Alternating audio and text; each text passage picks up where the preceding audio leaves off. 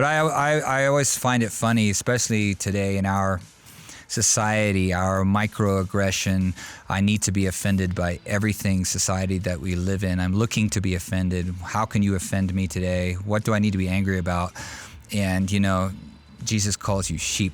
Yeah. I just think like, you're stupid. You run away all the time. If I wasn't here, you'd run off a cliff every single time. Just that I think it's quite funny that the Lord refers to us as sheep. That's just got to ruffle a lot of people.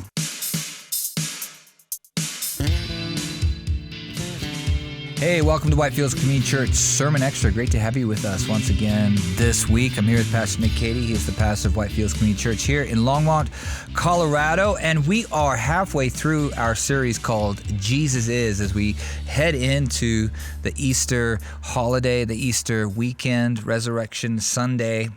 And we're just looking at all of these aspects of who Jesus is as spoken of in the Gospel of John. And so this is our fourth of that series, but this is only our first sermon extra in the series. We had a mission trip that went out to Hungary and Ukraine, and during this crisis time. And so if you missed any of those, we have two mission extras that you should take a look at. One, the first, just kind of giving an update of what we were doing there, and the second one was speaking with another one of our missionaries about the placement of Ukrainian refugees, and also just the increase in human trafficking that has happened during this time. So definitely worth your time to watch those, and a lot of just great information, things for you to pray through.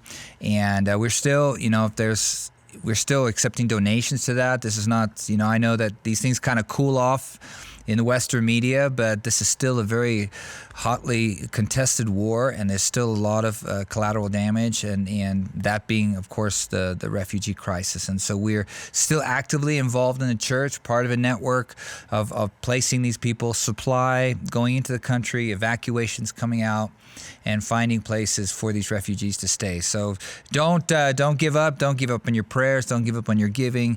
That's going to certainly a worthy cause right now. We're certainly grateful for that. But so if you missed our sermon, though, Jesus is the Good Shepherd. We looked at John chapter 10, starting there in verse 11 and 11 through 21. And so if you missed that sermon, whitefieldschurch.com, and any of the other ones in the series that you might have missed, this is being our fourth, whitefieldschurch.com. You can find it there, download it, or of course our YouTube channel. And if you're watching this on YouTube, please subscribe, like, hit the notifications button, Facebook, of course, and then all of your favorite streaming platforms, podcast platforms, Google, Apple, leave a review. If you can, that certainly helps, bump us up in the traffic when people are, asking questions about these things. Who is Jesus? And we can provide them with gospel-centered, Christ-centered answers to their questions. But here we come to, just looking at Jesus as the Good Shepherd. And, just kind of thinking about, kind of maybe three aspects of what the shepherd would do and what Jesus does for us. And those would be, we just wanted to talk about that just briefly here. The fact that he is our protector. The shepherd protects us. The shepherd leads us, and the shepherd disciplines us. Yeah, so two of those are talked about by Jesus in John chapter 10. The disciplining part isn't really talked about, but it is implied and talked about in Psalm 23, the very famous psalm about, the Lord is my shepherd, I shall not want. And then it says, your rod and your staff, they comfort me. And it's interesting because the rod and the staff are essentially the same thing, right? So it's this crooked stick that they would use. And the reason it had a crook in it actually was so that you could grab the sheep around the neck when they started to wander off, or if you needed to grab them and get a hold of them. But one thing I did mention is that, sheep have this natural tendency to stray. And yet that's the worst thing they could possibly do, because they're absolutely dependent on their shepherd for protection and for everything else. And so when a sheep strays, not only would a shepherd pursue them and bring them back. But if they continued to stray, then there were aspects of discipline that took place. You sometimes read about, or you sometimes see pictures depicted of a shepherd carrying the sheep over his shoulders. So that wasn't because the shepherd, just wanted to hug the sheep and, like carrying a child on your shoulders to give him a better view or something, right? It was because that sheep, if he puts him down, this sheep's going to wander away and he's going to have to go after him. And there's a very famous book called A Shepherd Looks at Psalm 23. And in that he says, the only way to get a wayward sheep is you have to go and you have to basically corner them and then tackle them. And when you tackle them, then you tie up their legs and you'd carry them on your neck, but you really gotta, they are not just gonna let you grab them. So he talks about it that this is, if that is the picture God's given us, what does that tell us about who God is and what he does? Especially in light of Luke chapter 15, where Jesus compares himself. He said the kingdom of God is like a shepherd who had 100 sheep. 99 of them are just fine, but one is wandering off. Well, he'll leave the 99 and he'll go pursue the one. If you think about it, we might use the word even reckless, right? If you were going to risk 99% of your property or your assets to go after one that has a tendency to wander off, some people might say you're probably just better off cutting your losses. But God's heart is to say, I'm not okay with cutting my losses. I'm going to pursue that sheep and track him down. And like this shepherd says, sometimes that includes tackling him down to the ground, tying him up, throwing him over your neck, and bringing him back by force, and then having to train them through discipline over time to stop wandering off. And it's just a really important passage on this in Hebrews chapter 12, where it says, don't despise the discipline of God, because God disciplines those he loves as a father, right? A father who doesn't discipline his children isn't a good father, and a child who isn't disciplined by their father should wonder, does my father even care about me? Proverbs says, if a person spares the rod, meaning the rod of discipline, then they don't love their child. If you spare the rod, you hate your child, right? Children need discipline, and in the same way as children of God, we need discipline as well. And so oftentimes God will do that in different ways in our lives. And we could talk about what that looks like. That would be an interesting discussion. What does the discipline of God look like in your life? So I'll ask you first. Well, certainly, I'm sure there's times we feel like we're being tackled by God and cornered. We want to go somewhere and things are just not working out. And we're just like, why is this not working out? And all this kind of things, and things are not going well. And, and maybe that's just because, the Lord is disciplining us at that moment, for his purposes, that we do not run off a cliff. And, we don't always see that in that sense. Let me just adjust this. And yeah, so I'll jump in while you're adjusting that and just say this. I think that one way it sometimes shows up is by God allowing us to experience the consequences of our actions without saving us from those consequences. And, because you think about it, God can do anything, right? And you think sometimes I've met people who they've done something, they've confessed to God that it was a sin. Maybe they've apologized to the person they hurt, etc. And then they still have to deal with the repercussions. They might think, hey, but aren't I forgiven for this? And the answer is, of course, forgiveness and discipline are two different things, right? And so, even as parents, I think that's sometimes how we allow discipline to happen in our kids' lives is that we'll say, okay, here's the border and our boundary. And if you step over this boundary, here's going to be the consequence. And when they do it, of course, we forgive them. Of course, we still love them, but you might allow them to experience some of the pain of the consequence in order to learn that lesson. And so, you think about learning things the hard way, learning things the easy way. If we refuse to learn things the easy way, sometimes God will let us learn things the hard way. Doesn't mean he doesn't love you. Doesn't mean he's even being punitive, right? So it's not a matter of being punitive or trying to hurt you in a negative sense. It's saying, okay, I'm going to, within these boundaries, I'm going to let you experience some of the pain of these consequences so that you will learn. Yeah, and I think that's just a principle. I think the Lord follows, you see in Romans 1, Romans 1, 2, he gave them over to the things that they wanted. So he said, okay, fine. You want to kick against my law and the right way. Okay, fine. I'm going to let you just do whatever you want, and the consequences of your actions are going to show you that that was the wrong path to go. And many times I tell people, you reap what you sow.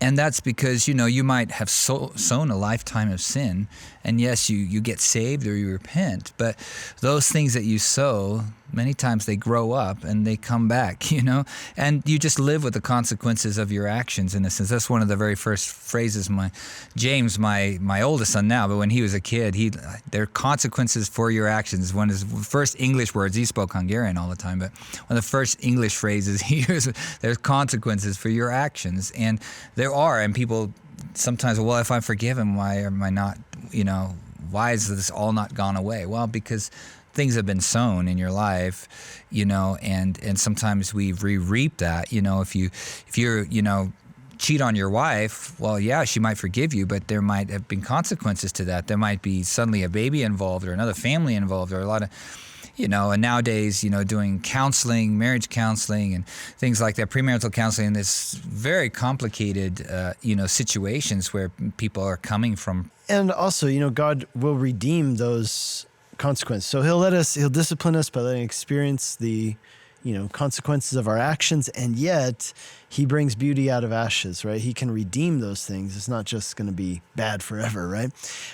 And, you see this a lot through the Old Testament. I mean, there's where you really see God's loving discipline of people. You can think about it with David and Saul, right? So that Saul was this king and God warned him, guys, this isn't the way to do it. This guy here's what's going to happen. He's going to become your king, and then he's going to take your money. He's going to marry your daughters, right? He's going to take your sons to war.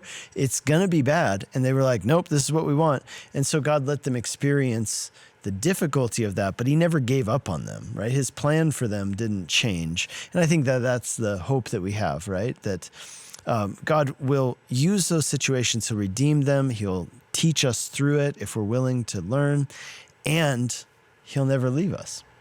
Yeah, no, that's an amazing promise. Yeah, I love that idea. It always comes to my mind, there's always a remnant. When you go through the Old Testament, there's always a remnant that God uses that idea that he never gives up on his people. And so when we feel like we're in that spot of discipline, just realize that the Lord has not given up on you. He's preparing you for what he wants for your life, for the plan that he has for you.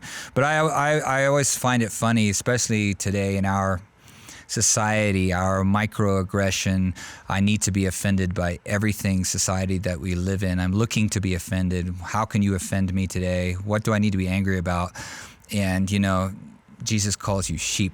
Yeah. I just think you're stupid. You run away all the time. If I wasn't here, you'd run off a cliff every single time. Just I think it's quite funny that the Lord refers to us as sheep. That's just got to ruffle a lot of people. Well, in Hungary, I remember this. In Hungary, I had multiple people tell me that they found it offensive that the Bible says that we are sheep. Sheep, yeah. I'm like, look, I don't know what to do about that, because in Hungarian, to call somebody a birka, a sheep, is a pretty big insult. Although it's not very nice in English either. No. So I just thought that's quite, especially in our society, that's just, I guess all society, it's supposed to be offensive in the sense. There's probably not like a society out there where they're like, oh, sheep, well, thank you. Yeah, that's our national animal or something like that. So, so just one last thing as we go, we wanted to talk a little bit about the idea of a hireling. He says that in verse 11, I'm the good shepherd lays down his life for the sheep. And then he contrasts that to he who is a hired hand and not a shepherd, who does not own the sheep, sees the wolf coming and leaves the sheep and flees. And just the idea that, now kind of transitioning from Jesus, the good shepherd, as to pastors who shepherd their churches, or people that, that have a flock, whether it's, a youth group or anything like that. And just the idea that there's a difference. Jesus kind of contrasts those two, and it's something that we as part of the Calvary Chapel Network, it's something that Chuck Smith, who kind of was the founder of the Calvary Chapel Network, is something that he championed over the years, the importance of being a good shepherd and not a hireling. Like you're not, I'm going to get in at the youth pastor level. That's the lower rung. And then when I'm done, I'm working my way up to the senior pastor thing, or it's like a corporate idea, or, once I'm done here, I'm moving on. There's no, engagement with the community and those kind of things. And so maybe we just want to talk about just the contrast that Jesus brings here. Yeah, so the reason why Pastor Chuck cared so much about this passage, and he would often talk about the difference between a hireling and a good shepherd, meaning us as under shepherds, right, in the spirit of 1 Peter 5, where Peter talks about Jesus, the chief shepherd, and then we shepherd under him. And so the reason why Chuck told that was because he had been hired as a pastor of a church. And at that church, he wasn't given any ability to make decisions. He was expected to show up, preach good Bible studies, and that was it. And so at one point, maybe you've heard the story, it's kind of part of our lore, right? Is that he thought, okay, for the Sunday evening prayer meeting, he decided to move all the chairs in a circle.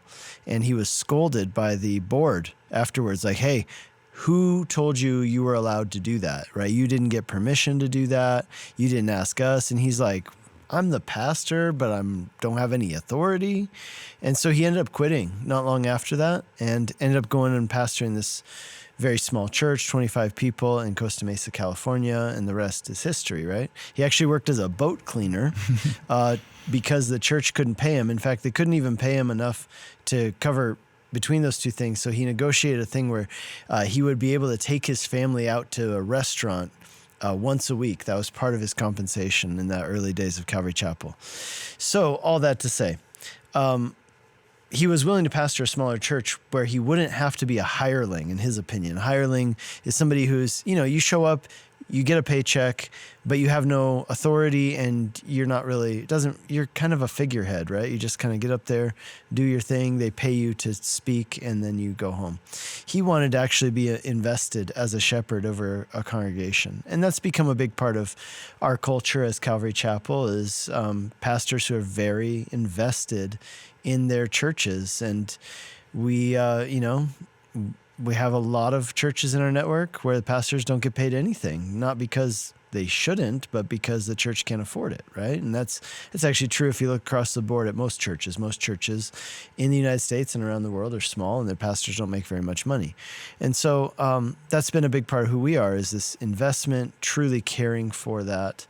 And it's a big part of who we are. And so, this is an important passage, and a really related one is in 1 Peter chapter 5, where Peter says this. He says, I exhort the elders among you as a fellow elder. And he says, shepherd the flock of God that is among you, exercising oversight, not under compulsion, but willingly, as God would have you, not for shameful gain, but eagerly, not domineering over those in your charge, but as examples to the flock. And when the chief shepherd appears, you will receive the unfading crown of glory.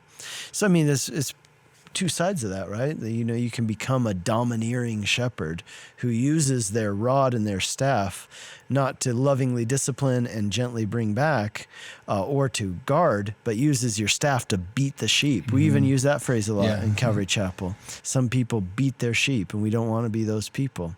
What does it look like to beat the sheep, Mike? Well, yeah, just kind of getting down on them, like that you should be doing this more, you need to be doing that more. Or, one of the things is that there's a specific person in the church that's doing something that you don't like, and then you teach a sermon to the entire church, because you want them to listen, and then most of the time they don't show up on that Sunday anyway. Yeah, right. And then you kind of beat the whole entire church for the sins of one, and that's something that happens quite often when people have that kind of mentality and not bringing grace to the situation, not bringing the gospel, but making people feel like when they leave the building that they haven't prayed enough, they haven't worshiped enough, they haven't given enough, they haven't done enough. Where we know in the gospel it is finished enough, it's been done. We need to respond to that and live in that and live in the power of that. And that is so much more empowering for us. It enables us to go us that much more when people are not living, out of a sense of guilt, but they're living out of a sense of joy, to serve, and so that's the kind of the difference between beating your sheep and, I heard somebody say once, they said, if I don't leave church feeling really bad about myself, then what was even the point? And I'm like, I don't think that's good. Okay, here's what we would say.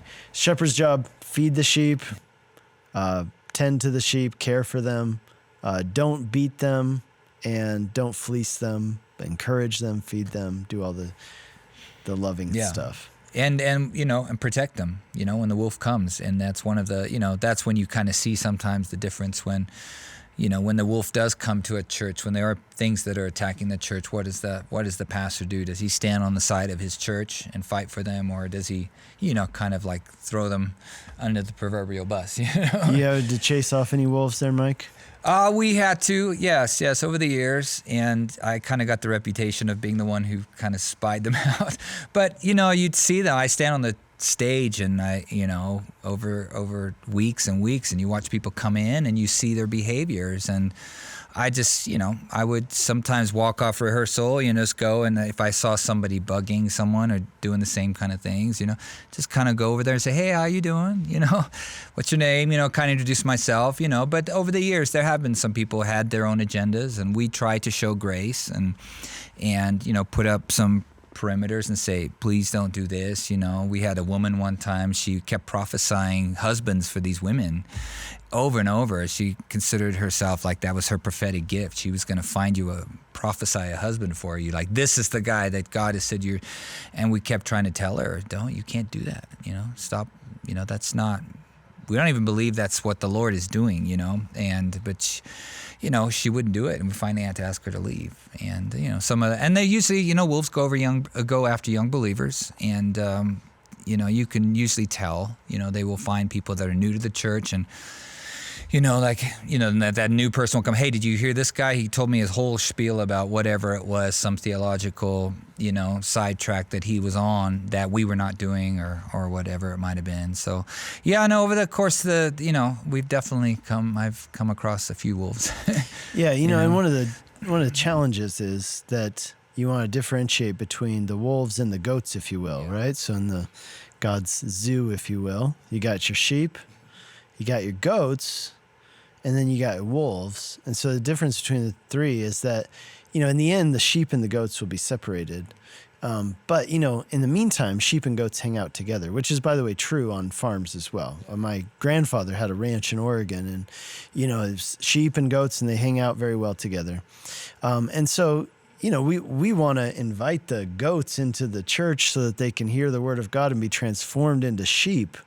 So our goal isn't to chase off the goats, but it is to protect the flock, which includes the goats, right? From the wolves who would come in to devour them, which means hurt them, take advantage of them for their own appetite, if you will.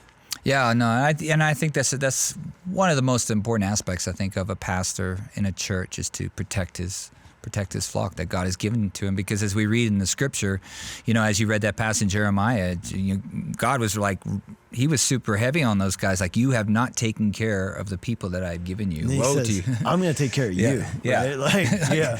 So I don't want to be taking care of God because I'm not taking care of his people. So I'd rather just take care of his people. And, that's just an important aspect of that, and that's just, I think that's something to look for when you are looking for a church, is a pastor that cares for his church and cares for his community and is invested in that, and so, so that's Jesus is the Good Shepherd. As we're continuing in the series, we still got 3 more to go as we head into Easter, and we hope you join us. We're going to have a sunrise service again. We're having Good Friday service. We're having a Saturday fun day here family event as well, and then of course Sunday morning sunrise service, and then 3 Sunday morning services coming your way. And we look forward to seeing you next week. Again, whitefieldschurch.com. Go over there, download the sermon if you missed it, like and subscribe and all that fun stuff, and we'll look forward to seeing you next week. God bless.